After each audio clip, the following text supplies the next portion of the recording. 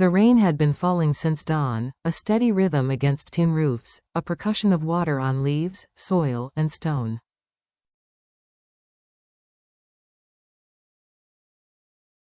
In the countryside, it was an ordinary storm. For Diep, it was something else, a mirror of her own heart.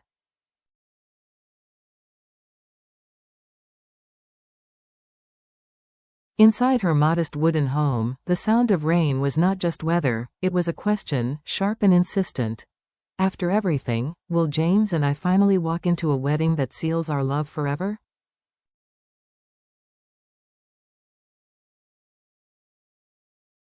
For years, their love had been marked by storms, separation, betrayal, silence, and scars carved deep by power struggles.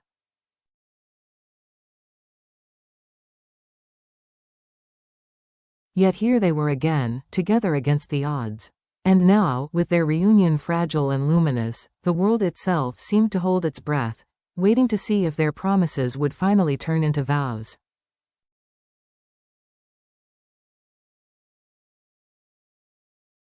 Quiet moments, unspoken ache. Diep moved about the house with deliberate grace, her hands busy with simple chores.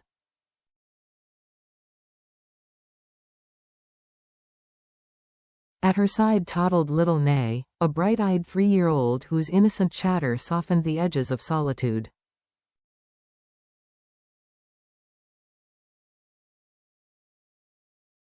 They spent the morning in routines so ordinary they glowed with quiet beauty, picking fresh vegetables from the garden, scattering feed to restless chickens, cooking a pot of steaming rice, and laughing at Nay's silly questions.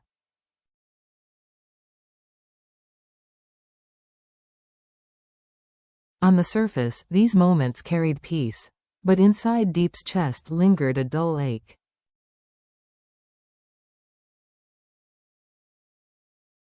Earlier that morning James had called. His voice had been warm, familiar, but distant.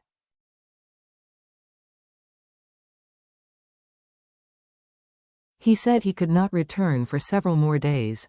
Business. Paperwork, he explained.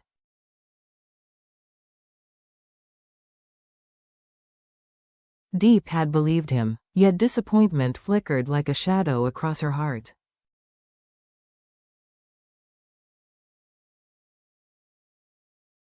What she could not know was that at that very moment, James had already landed at Diep airport.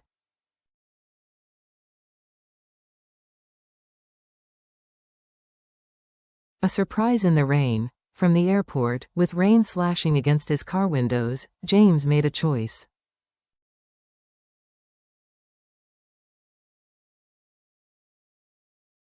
He could have gone straight to her.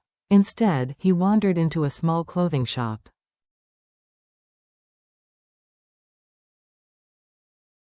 There, he carefully selected tiny dresses and a soft hat for Nay, imagining her bright smile, her delighted laugh.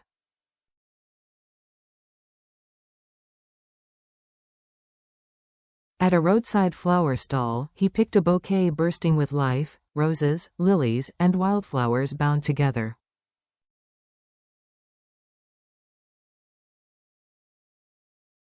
They were not just blossoms.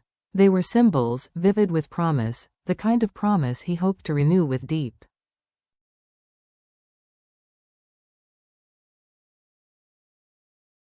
By the time he arrived at her home, James was drenched. He stood at the threshold, arms full of gifts, the storm dripping from his coat.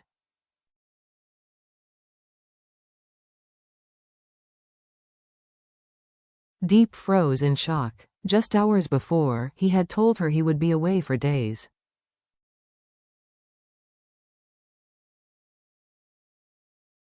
And now, here he was, smiling through the storm. Nay squealed, running to him. She clutched the tiny clothes, tried on the soft hat, her laughter ringing through the modest room.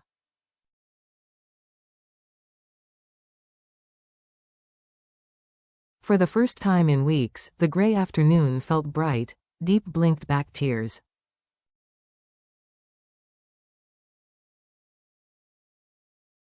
She had missed him more deeply than words could capture. His surprise pierced through her guarded heart.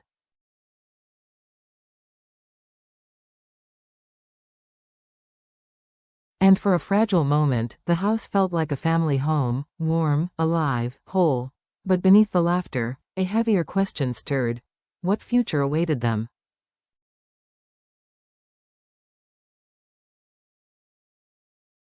Love against the world. James, once the picture of control, a CEO carrying both power and scandal, sat now at a humble wooden table.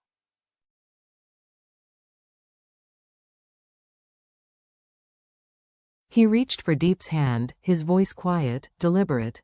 Diep, I came back not only because I missed you.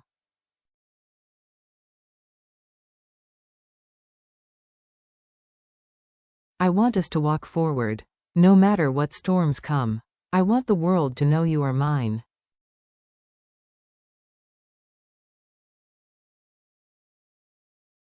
Her heart trembled. A wedding, especially a grand one, would mean stepping into his world.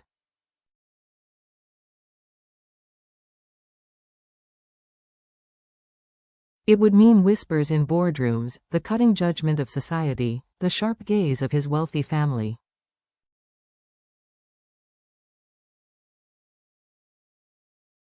She hesitated, caught between love and fear. Yet when she met his eyes, she saw not only ambition.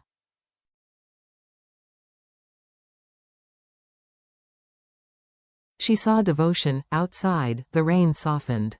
The faint scent of blossoms drifted in through the open window.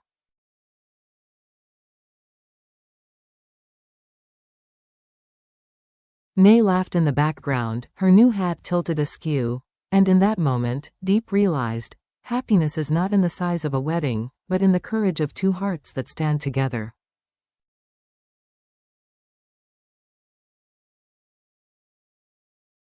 Still, the question loomed. Would they dare to make their promise grand and public, or keep it sacred, private, untouchable?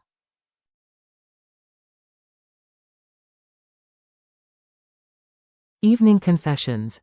That night, a single lamp cast its golden glow over the room. James sat watching Diep clear the dishes.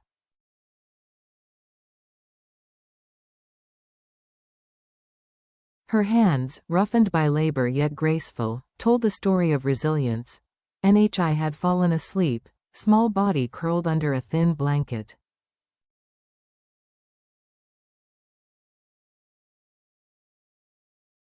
The sight made James's chest ache. For this life, this simplicity, this family. Diep sat across from him, her gaze unflinching.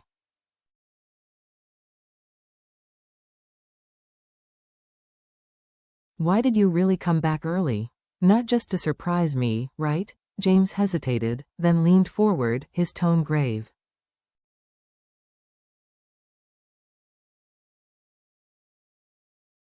You're right. It wasn't only for the surprise. Investors are pulling out. The company is in trouble.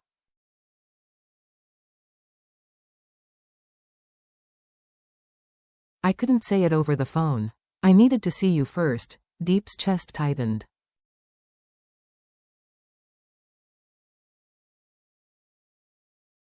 Memories of his past collapse rose, betrayals, scandals, nights when the weight of the world nearly broke him.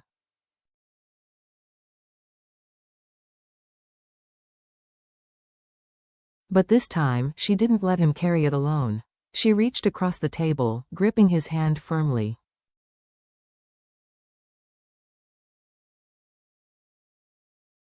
You don't have to fight by yourself anymore, she whispered. I'm here, James. Whatever storm comes, I'll stand with you.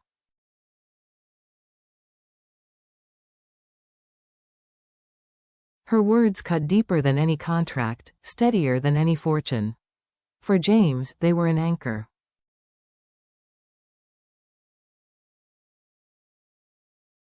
The question that could change everything. He tightened his grip. His voice was no longer that of a CEO, but of a man daring to be vulnerable.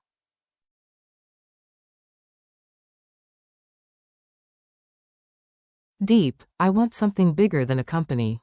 I want a life with you. A wedding, not hidden, not small.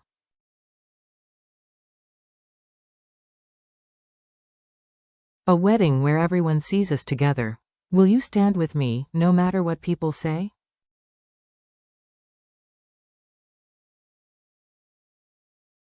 The air grew heavy. The question hovered, weighty as the storm that had raged all day.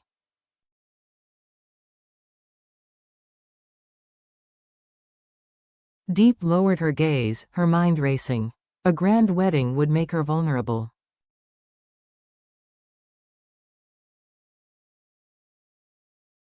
Her humble roots would be dissected, her love mocked, her life scrutinized by his rivals.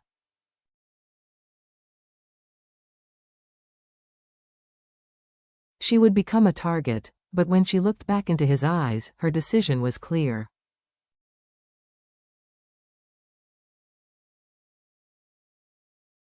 I don't need a big wedding to know I belong with you, she said softly. But if a grand wedding proves to the world we're unbreakable, then yes.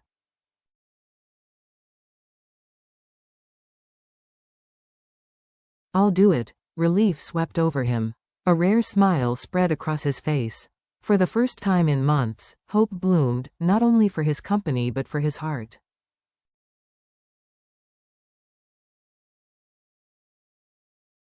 Morning light, new shadows. The next day dawned bright. Dew glittered on green fields, the air fresh after the storm.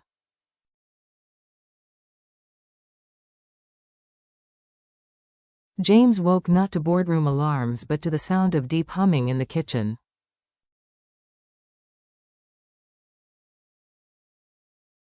She stood in golden light, her hair tied loosely, slicing fresh vegetables. For a man who had spent his life in glass towers, surrounded by steel and ambition, this was treasure.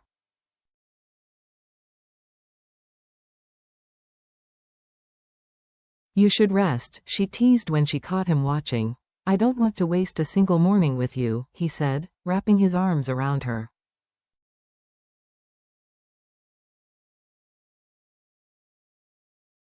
She blushed, laughing softly.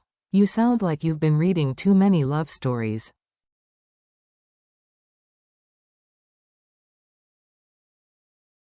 Maybe, he whispered, or maybe you are the story I was searching for, but the piece shattered.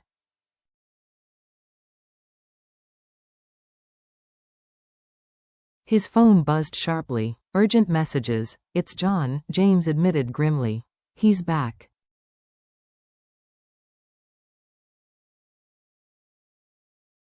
Investors are nervous. If I can't stop him, everything may fall apart. The name chilled Diep.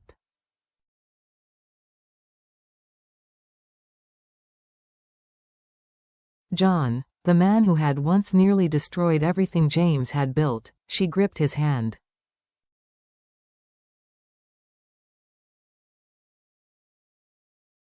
Then you won't fight him alone.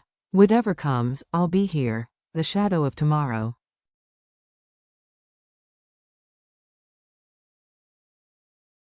Her words lit a fire in him. But both knew the truth. The shadow of John was spreading again.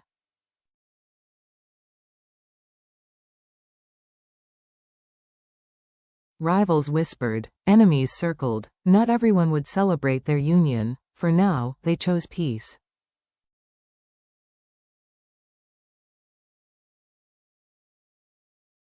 They cooked. They ate. They walked the wet fields with little Nay, laughing like a small family.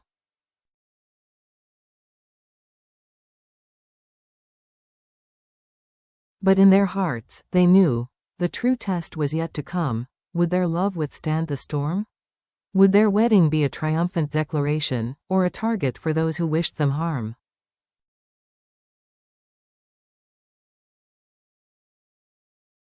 Lessons from their love. James and Diep's story is not just a romance. It is a lesson in survival, devotion, and courage.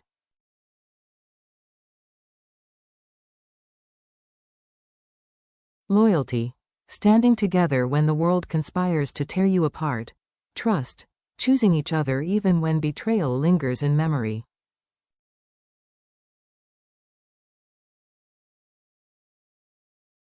Courage. Daring to love openly, no matter the cost.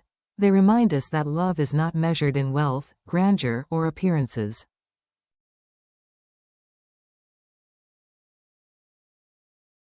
True love is tested in storms. It is built in the choice to stay, day after day, no matter the battles ahead.